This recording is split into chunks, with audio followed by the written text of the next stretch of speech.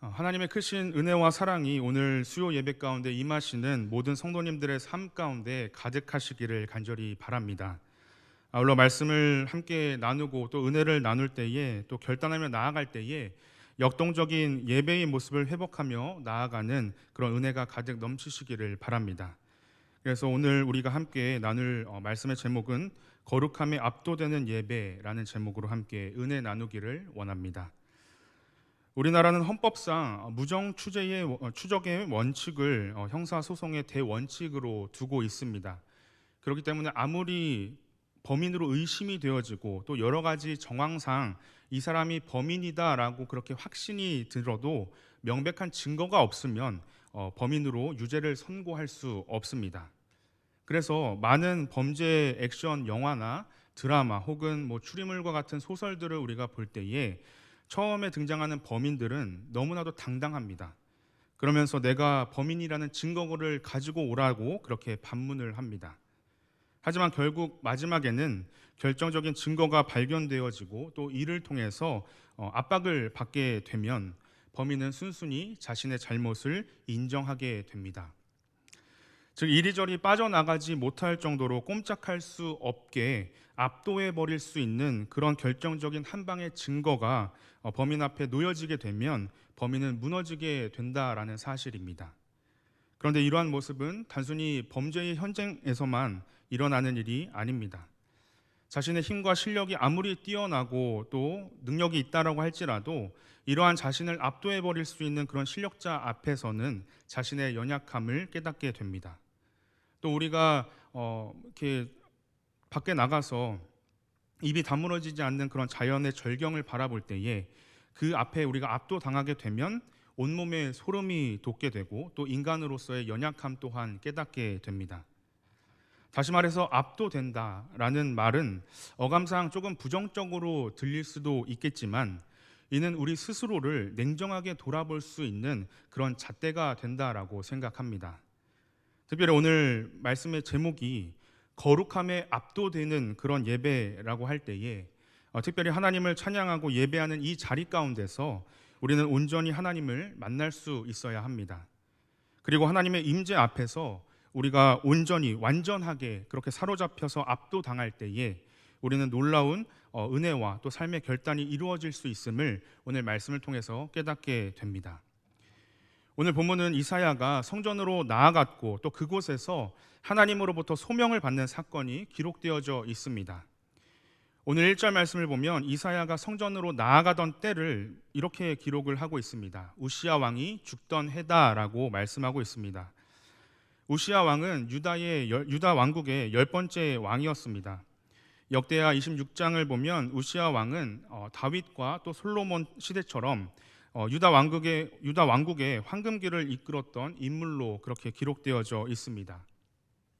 우시야는 무려 52년이라는 긴 시간 동안 나라를 다스렸는데 하나님 앞에서 정직하게 행했던 왕이었기 때문에 당시 이스라엘은 놀라운 하나님의 은혜를 누릴 수 있었습니다. 경제적으로 그리고 군사적으로 막강한 그런 위용을 떨칠 수 있었고 또 블레셋을 정복했으며 암몬에게 조공을 받기도 했습니다. 이러한 하나님의 도우심이 있었기 때문에 세상도 우시야의 이름을 알게 되었을 것입니다. 그런데 이러한 우시야도 결국에는 교만에 빠지게 됩니다. 그래서 자신이 하나님께 제사를 드리려고 하다가 결국 하나님의 징계로 나병에 걸려서 죽을 때까지 별궁에서 살게 된 인물이었습니다. 그런데 이러한 우시야 왕을 떠나 보내면서 이제 한 나라의 지도자를 잃어버리게 되는 그 절대절명의 그 순간 속에서 위기 상황 속에서 이사야는 성전으로 달려 나아갔다라는 것입니다. 그리고 그곳에서 하나님의 환상을 보게 됩니다. 그런데 먼저 이 대목에서 우리들의 모습을 한번 돌아보기를 원합니다. 정말 위급한 문제가 발생을 할 때에 그 현실 앞에서 우리는 가장 먼저 어디로 발걸음을 옮기게 됩니까? 우리가 예수 그리스도를 믿어서 하나님의 자녀가 되었지만 아직 내 안에 남아있는 그 죄의 본성이 우리들의 믿음의 눈들을 가릴 때가 때때로 있습니다. 이처럼 우리는 죄 앞에서 너무나도 연약한 그런 존재들이기 때문에 아무리 믿음이 좋은 사람이라 할지라도 때로는 인생의 위기 앞에서 문제 앞에서 자신이 가지고 있는 인간적인 관계들을 통해서 그 문제를 해결하려고 달려듭니다. 때로는 자신이 가지고 있는 돈이나 권력이나 명예를 가지고 이 문제를 해결하려고 하고, 심지어 어떤 이들은 미신까지 의지하면서 교회로 달려 나아가는 것을 뒷전으로 생각할 때가 있습니다. 혹은 전적으로 교회에 달려 나아가는 것이 아니라 반은 교회에 발을 담그고 또 반은 세상을 의지하는 경우도 있습니다. 참으로 부끄러운 고백이지만 목사인 저도 누구보다 믿음의 모범이 되어야 하는 위치에 있다고 하지만, 한편으로는 저도 우리 성도님들과 똑같은 그런 죄인이기 때문에 어떤 개인적인 문제나 아니면 가정의 문제 앞에서 믿음으로 반응하기보다 인간적인 방법을 찾을 때가 종종 있는 것 같습니다.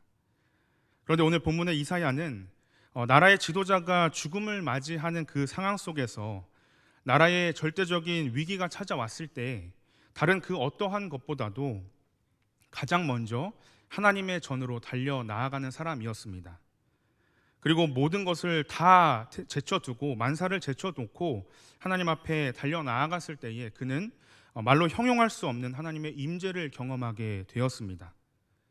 그렇다면 이사야가 하나님의 전으로 달려 나아갔다라는 것은 오늘날로 바꾸어 보자면 무엇을 의미하는 것일까요? 바로 예배의 자리에서 하나님의 살아계심을 경험하고 또 하나님의 임재 앞에서 하나님의 무한한 은혜를 받아 누렸다라는 것입니다. 대부분의 그리스도인들은 주일은 예배를 드리는 날이라는 인식을 가지고 살아갑니다. 그래서 빠지지 않고 주일을 지키려고 애를 씁니다. 하지만 그렇다고 해서 매 주일 우리 와우리교회 교적에 등록되어 계신 모든 분들이 다 빠짐없이 나와서 예배를 드리시는 것은 아닙니다. 주일을 목숨처럼 지키지 못하고 여러 가지 이유 때문에 빠지는 경우가 종종 있습니다. 물론 정말 어쩔 수 없는 상황 때문에 주일을 지키지 못하시는 분들도 계실 거라고 생각을 합니다. 하지만 예배의 자리에서 점점 멀어지는 모습은 우리를 점점 교회로부터 멀어지게 만듭니다. 결국 이는 하나님으로부터 멀어지게 하기 때문에 당연히 세상을 의지하는 삶을 더 가까이 살아갈 수밖에 없는 것입니다. 반면 예배 자리를 통해서 하나님의 임재하심을 경험하고 또 온 몸과 마음을 다하여서 집중하여 예배를 할 때에 그 말씀의 자리에서 함께 찬양하는 자리에서 기도하는 자리에서 인생의 모든 문제들의 또 삶의 답답함들을 해결받고 위로받고 또 우리는 회복할 수 있습니다. 그 은혜를 마음껏 누리며 살아가기 위해서는 우리의 연약함에 무너지는 것이 아니라 하나님을 사모하면서 하나님을 우리의 삶 가운데 중심에 놓는 삶, 예배를 우리 삶의 중심에 모시는 삶, 그 예배를 드리는 교회를 더욱 가까이 하는 삶이 우리에게 필요하다는 사실을 꼭 기억하시기 바랍니다. 그런데 정말로 간절함을 가지고 하나님께 나아갔던 이사야는 놀라운 하나님의 그 모습 앞에 압도당하게 됩니다. 1절 하반절부터 4절까지의 말씀을 통해서 이사야는 하나님의 임재 앞에서 이렇게 기록하고 있습니다. 주께서 높이 들린 보좌에 앉으셨는데 그의 옷자락은 성전에 가득하였고 스랍들이 모시고 섰는데 각기 6날개가 있어 그 둘로는 자기 얼굴을 가리었고 그 둘로는 자기 발을 가리었고 그 둘로는 날며 서로 불러 이르되 거룩하다 거룩하다 거룩하다 만군의 여호와여 그의 영광이 온 땅에 충만하도다 하더라. 이같이 화답하는 자의 소리로 말미암아 문지방의 터가 요동하며 성전의 연기가 충만한지라. 이 말씀을 쉽게 풀어서 보자면 스랍이라는 천사들이 계속해서 하나님의 그 거룩하심을 찬양하고 있음을 이사야가 보게 되었다라는 것입니다. 여기서 우리가 주목해야 하는 것은 바로 하나님의 거룩하심입니다. 거룩함이라는 것은 하나님의 속성 중에 하나입니다. 그런데 우리 인간은 갖고 있지 못한 하나님의 본질적인 속성 중에 하나가 바로 거룩이기 때문에 이것을 말로 이렇게 풀어서 설명한다라는 것이 어려운 것 같습니다. 물론 우리는 하나님의 형상대로 지음을 받은 창조된 존재들입니다. 그래서 하나님의 많은 그런 속성들 가운데 우리가 하나님으로부터 받은 것들이 있습니다. 예를 들면 뭐 사랑의 모습이라든지 긍휼의 모습이라든지 자비의 모습, 이러한 속성들을 우리가 물려받았습니다. 그러나 무소부재하심, 전능하시고 전지하시고 그리고 거룩함과 같은 이러한 속성은 창조된 피조물인 우리가 절대로 가질 수 없는 것입니다. 하나님의 거룩하심은 하나님과 다른 존재들을 완전히 구별하는 것이고 하나님의 초월성의 본질을 의미합니다. 이러한 하나님의 거룩하심을 오늘 이사야는 환상 중에 직접 목격을 하게 되었습니다. 그러자 그 거룩하심에 압도되어서 5절 말씀을 통해 절망의 반응을 보이게 됩니다. 그런데 그 거룩하신 하나님 앞에 압도되어 자신의 부정함을 깨달아서 절망하게 되었을 때 이사야에게 어떠한 일이 일어났습니까? 본문 6절과 7절 말씀을 보면 스랍 중 하나가 부집개로 제단에서 뜨거운 숯을 꺼내서 이사야를 향해서 달려옵니다. 날아옵니다. 그리고 숯을 입에 대면서 내 죄가 용서받았다라고 말씀합니다. 이사야는 자신의 부정함을 완전히 깨끗하게 씻어줄 수 있는 것이 오직 하나님밖에 없음을 깨닫게 되었습니다. 그리고 여기서 우리가 기억해야 하는 것은 바로 예수 그리스도가 누구시냐라는 겁니다. 우리의 예수님이 어떠한 분이십니까? 이 세상 그 누구도 그 무엇도 아무도 감당할 수 없는 죄사함의 길을 열어주신 분이십니다. 마치 오늘 본문에서 하나님께서 제단의 숯을 통해서 이사야의 그 부정함을 깨끗하게 씻어주셨던 것처럼 예수님께서는 십자가의 보혈을 통해 죄로 물든 우리들을 완전하게 깨끗하게 씻어주셨습니다. 이것이 하나님의 놀라운 사랑이고 예수 그리스도를 통한 말로 다할 수 없는 은혜의 감격이라고 할 때 그 은혜의 보좌 앞으로 나아가는 것이 바로 예배의 자리임을 기억해야 합니다. 그렇다면 예수 그리스도의 구원의 은혜로 말미암아 우리가 이제 자유롭게 하나님을 예배하는 자리로 나아갈 수 있게 되었는데 그 거룩함에 압도되어지는 이 예배의 자리에서 우리가 진정으로 깨닫고 또 발견해야 하는 것은 무엇이겠습니까? 첫 번째로 거룩함에 압도되는 예배 안에서 우리는 참된 하나님을 발견해야 합니다. 앞서 언급했지만 1절 말씀을 통해서 이사야는 우시야 왕이 죽던 해에 성전에서 하나님께서 높은 보좌에 앉아 계신 것을 봤습니다. 나라의 위기 상황 앞에서 답답하고 상한 심정을 가지고 나아가는 그 이사야를 하나님께서는 하늘 보좌에 앉으셔서 바라보셨습니다. 그렇다면 도대체 하나님께서는 왜 하늘 보좌에 앉아 계신 모습으로 이사야에게 나타나셨던 것일까요? 그 이유는 바로 하나님께서 온 우주 만물을 다스리시고 통치하시는 분이시라는 사실을 이사야에게 가르쳐주기 위함 때문이었다라고 생각합니다. 이러한 하나님을 천사들조차도 그저 거룩하다, 거룩하다, 거룩하다, 지극히 거룩하시다라고 찬양할 수밖에 없었습니다. 이것은 이 세상 그 어떠한 것으로도 비교할 수 없는 하나님의 거룩하심을 드러내 보여주고 있는 모습이라고 생각합니다. 우리 하나님은 이 땅에서 경험할 수 있는 그 어떠한 존재와 절대로 동일한 분이 아니십니다. 그 영광 앞에 설 수 있는 사람은 아무도 없습니다. 하지만 이사야는 그 하나님을 보았습니다. 그리고 우리 또한 이 자리에서 드려지는 예배 가운데 거룩하신 하나님을 바라볼 수 있어야 합니다. 하나님의 성전은 하나님의 임재가 가득한 곳입니다. 물론 무한한 하나님께서 제한된 공간에 불과한 이 성전에만 거하신다, 임재하신다라는 것은 절대로 있을 수 없는 일입니다. 그러나 구약의 성전은 하나님의 임재를 나타내는 그런 상징적인 장소였습니다. 그래서 사람들이 하나님을 뵐 수 있다면 그 장소는 반드시 성전이었습니다. 그곳에서 이사야가 하나님의 임재 앞에서 그분의 거룩하심을 보았던 것처럼 오늘날 이곳에서 하나님 앞에 나와 예배 드리는 우리의 모습을 통해서 우리도 하나님의 거룩하심을 발견할 수 있어야 함을 다시 한번 기억하시기를 바랍니다. 그러면 지금 우리는 무엇을 보고 있습니까? 우리 성도님들은 무엇을 바라보고 계십니까? 와우리 교회 부임해서 처음 설교하는 육교구를 담당하고 있는 목사가 설교를 잘하나 실수하고 있나 그렇게 팔짱을 끼고 지켜보고 계시는 것은 아닙니까?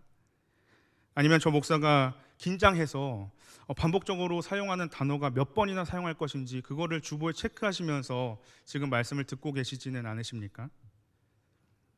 예배 가운데 우리가 온전하게 바라봐야 할 대상은 거룩한 하나님이십니다. 하나님 앞에 우리의 모든 마음과 정성을 쏟아야 합니다. 이 시간 마음의 문을 활짝 열고 또 하나님을 온전히 바라보실 수 있는 성도님들 되시기를 바랍니다. 그러기 위해서는 하나님 이외에 우리의 마음을 빼앗기지 않도록 집중하면서 이 자리 가운데 임해야 합니다. 그렇게 우리가 마음의 문을 열어서 하나님을 바라볼 때에 빛 대신 하나님의 영광의 빛이 우리의 마음을 비추면 우리는 그분의 손길을 경험할 수 있습니다. 그 거룩한 보좌 앞에서 하나님의 역사하심을 경험하게 될 것입니다. 따라서 이러한 믿음을 가지고 우리가 예배하는 가운데 끊임없이 함께 하시는 그 거룩하신 하나님의 얼굴을 구하면서 그 보좌 앞으로 나아가시는 모든 성도님들 되시기를 간절히 바랍니다. 두 번째로, 거룩함에 압도되는 예배 안에서 우리는 우리 스스로를 발견해야 합니다. 오늘 본문 5절 말씀을 보면 거룩하신 하나님 앞에서 압도된 이사야의 반응이 기록되어져 있습니다. 이사야는 이렇게 이야기합니다. 함께 읽어보겠습니다. 시작. 화로다 나여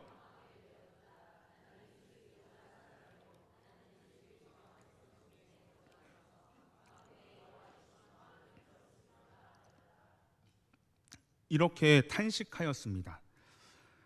이 탄식은 이사야가 범죄를 저질렀기 때문에 자신의 죄악 때문에 한 탄식이 아닙니다. 이사야는 분명 하나님의 선지자였기 때문에 의인이었습니다. 그럼에도 불구하고 이사야는 빛 중에 빛 되시며 거룩한 그 하나님의 영광을 마주했을 때 자신의 죄악된 그 본성 때문에 탄식했다라는 겁니다. 이사야는 거룩한 하나님의 그 영광 앞에 압도되었기 때문에 다시 한번 자신이 죄인됨을 깨달았고 죄의 삭은 사망이다라는 그 사실을 분명하게 인지하고 있었기 때문에 탄식할 수밖에 없었던 것입니다. 우리도 이러한 사실을 분명하게 기억해야 합니다. 누구든지 진정으로 거룩한 하나님 앞에 서게 되면 우리 모두는 나의 죄인됨을 절실하게 깨닫게 됩니다. 앞서 예를 들었듯이 범인이 명백한 증거 앞에서 압도되어서 자신의 잘못을 시인하는 것처럼 자신보다 압도적으로 능력이 뛰어난 사람 앞에서 자신의 연약함을 발견하게 되는 것처럼 빛 되시며 죄 없으신 그 거룩하신 하나님의 영광 앞에서 압도당할 때 우리는 우리의 죄인됨을 깨달을 수 있습니다. 아무리 흠이 없이 이 땅에서 살아가고자 노력하는 사람이라 할지라도 하나님 앞에 서면 자신의 죄인됨을 고백하지 않을 수 없습니다. 베드로가 예수님의 능력을 경험하고 그 앞에 엎드렸을 때 그는 누가복음 5장 8절에서 이렇게 고백합니다. 주여 나를 떠나소서 나는 죄인이로소이다. 이것이 하나님 앞에 서는 모든 인간들에게서 발견되어지는 아주 자연스러운 반응입니다. 빛 가운데 계시는 하나님 앞에 섰을 때 우리의 모든 죄들은 다 드러나게 되어져 있습니다. 따라서 내가 죄인임을 인정하지 않을 수 없고 고백하지 않을 수 없게 된다라는 것입니다. 그리고 그 예배 가운데 하나님의 영광과 그 거룩하심에 압도당할 때 우리는 한낱 피조물에 불과하다라는 사실 또한 즉시하게 될 것입니다. 우리의 무가치함을 발견하게 되고 우리의 연약함을 인정하게 되면서 더욱 하나님 앞에 납작 엎드릴 수밖에 없음을 기억해야 합니다. 그런데 우리의 하나님께서는 이렇게 자신의 진짜 모습을 돌아보고 그 연약함을 인정하면서 더욱 하나님 앞으로 나아가는 그 예배자의 예배를 기뻐하십니다. 나의 죄인됨을 인정하고 그것 때문에 아파하고 애통해하면서 그 상하고 찢긴 심령을 가지고 있는 모습 그대로 주님 앞에 나아갈 때에 그렇게 나아가는 예배자들을 하나님께서는 만나 주십니다. 그리고 우리의 죄를 용서해 주십니다. 우리에게 자비를 베풀어 주시고 위로하시고 우리를 회복시켜 주시는 분이십니다. 그렇기 때문에 하나님 앞에 나아가는 우리의 모습은 늘 정직해야 합니다. 부끄러운 모습이라 할지라도 있는 모습 그대로 나아갈 수 있어야 합니다. 가식적이고 거짓된 모습으로 우리가 온갖 겉모습을 꾸미고 나아간다라고 할지라도 하나님께서는 그러한 예배자의 예배를 원하지 않으십니다. 이러한 사람은 진정으로 하나님께 예배 드릴 수 없다라는 사실을 기억해야 합니다. 다윗은 시편 51편 17절에서 이렇게 고백합니다. 하나님께서 구하시는 제사는 상한 심령이라. 하나님이여 상하고 통회하는 마음을 주께서 멸시하지 아니하시리이다. 따라서 가장 먼저는 예배의 자리 가운데 하나님의 거룩하심 앞에 우리의 죄악된 연약함을 깨닫는 은혜가 우리 모든 성도님들 가운데 넘치시기를 바랍니다. 그리고 있는 모습 그대로 주님 앞으로 나아가는 그 예배의 자리 가운데 진정한 하나님의 위로와 또 평안을 맛보면서 하나님께서 회복하시는 은혜를 마음껏 경험하시는 모든 성도님들의 삶이 되시길, 예배가 되시기를 간절히 바랍니다. 세 번째로, 거룩함에 압도되는 그 예배 안에서 우리는 분명한 사명을 발견할 수 있어야 합니다. 본문 8절 말씀을 보면 하나님께서는 내가 누구를 보내며 누가 우리를 위하여 갈꼬라고 물으셨을 때 이사야는 내가 여기 있나이다, 나를 보내소서라고 고백하였습니다. 이사야는 하나님의 그 부르심 앞에서 하나님 제가 여기 있습니다, 나를 보내주십시오라고 그렇게 자원했습니다. 그는 하나님의 사명에 자신을 기꺼이 드리는 모습으로 나아갔다라는 것입니다. 이렇게 하나님의 명령에 적극적으로 반응하면서 순종할 수 있는 것은 예배의 자리 가운데 그 거룩하신 하나님 앞에 압도되었기 때문입니다. 자신의 죄가 깨끗하게 씻음을 받았고 또 무너지고 상한 심령으로 하나님 앞에 나아갔을 때 하나님께서 그 마음을 위로해 주시고 회복시켜 주셨기 때문에, 그 진정한 하나님의 은혜를 경험했기 때문에 진정한 하나님 앞에서 자연스러운 반응으로 일어났던 것임을 우리가 기억해야 합니다. 가끔 사극을 보면 주인공의 칼에 맞아 죽어 마땅한 그런 사람이 용서를 받게 된 이후에 또다시 주인공을 향해서 칼을 휘두르는 것이 아니라 자신을 용서한 그 주인공을 졸졸 따라다니다가 주인공이 절대절명의 어떤 위기를 마주했을 때 자신의 목숨을 걸고 주인공을 구해내는 그런 장면들을 보게 됩니다. 그런데 우리도 이와 마찬가지라고 생각합니다. 죽어 마땅한 죄인이 용서를 받고 목숨을 구하게 되었는데 자신을 살려준 그 생명의 은인을 위해서 하지 못할 일이 무엇이 있겠습니까? 이처럼 우리 모두가 구원의 은혜를 경험했다면 하나님께서 주시는 그 사명을 온전히 깨닫고 이에 전적으로 헌신하는 자가 될 수 있어야 합니다. 우리가 반드시 기억해야 하는 것은 이것입니다. 우리가 드리는 이 예배는 단순히 종교적인 예식이 아닙니다. 우리가 감정적으로 반응하는 어떤 행사나 쇼가 아닙니다.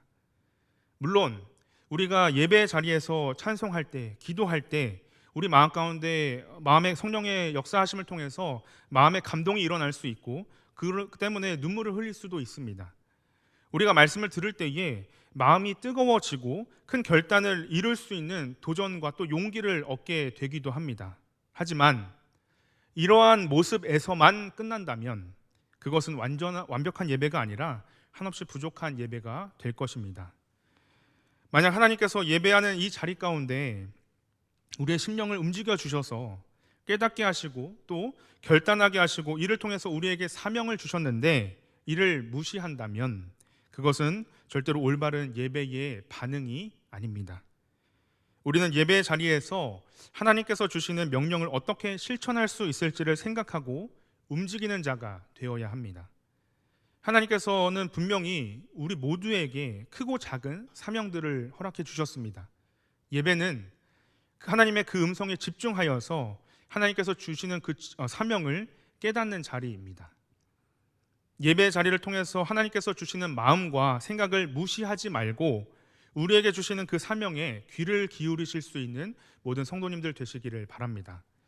예배의 자리 가운데 하나님께서 우리에게 어떠한 헌신을 요구하실지, 어떻게 교회를 섬기며, 어떻게 이웃을 섬기며, 어떻게 예수 그리스도의 복음을 우리 삶 가운데 전하게 하실지 늘 깨어서 구체적으로 생각하면서 결단할 수 있어야 합니다. 우리는 예배를 통해 깨닫게 하시는 은혜를 가지고 지금부터 내가 할 수 있는 일, 작은 일부터 시작하는 그런 삶이 필요합니다. 다른 사람에게 미루는 것이 아니라 나부터 먼저 시작해야 합니다.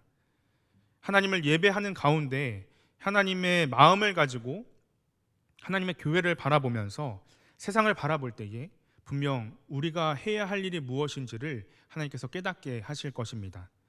따라서 거룩하신 하나님을 예배하는 이 자리에서 우리에게 허락하시는 사명을 분명하게 깨닫고 그 말씀에 적극적으로 순종하는 자의 삶을 살아가시는 모든 성도님들 되시기를 간절히 바랍니다.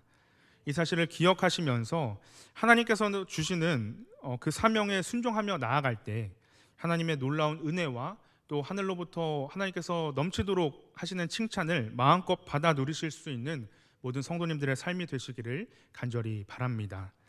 말씀을 마무리하겠습니다. 오늘 말씀에서 이사야가 목격했던 하나님은 참으로 영광스러운 분이셨습니다. 지극히 거룩하시며 그 누구도 마주 볼 수 없는 빛 중에 거하시는 진정한 빛이 되신 분이셨습니다. 이와 같이 하나님의 거룩하심 앞에 압도되는 예배를 우리가 드릴 때 우리는 분명 그 영광의 하나님을 바라보게 될 것입니다. 그리고 거룩하신 하나님 앞에서 우리의 있는 모습 그대로 우리의 실체를 보게 될 것이고 더욱 애통하는 심정을 가지고 우리의 모습 그대로 하나님 앞에 나아가는 예배자가 되어야 합니다. 나아가 예배 가운데 주시는 그 사명을 온전하게 깨닫고 또 전적으로 순종하는 그런 삶의 모습으로 결단하며 나아가는 모습이 우리에게 필요합니다. 이것이 진정으로 거룩하신 하나님의 그 임재 앞에서 압도되는 예배의 순기능임을 기억하시면서 예배 안에서 우리가 경험해야 하는 모습들임을 기억하시는 모든 성도님들 되시기를 바랍니다. 나아가 우리가 역동적인 예배의 해로 2024년을 보내고 있는데 단순히 주일 예배뿐만이 아니라 우리가 매일 드리는 이 새벽 예배를 통해서도 그리고 이 자리 수요 예배를 통해서도 그리고 금요 성령 집회 안에서도 더욱 거룩하심에 압도되는 그 예배를 통해서 날마다 승리함으로 나아가실 수 있는 사랑하는 와우리교회 모든 성도님들의 삶이 되시기를 간절히 축복합니다.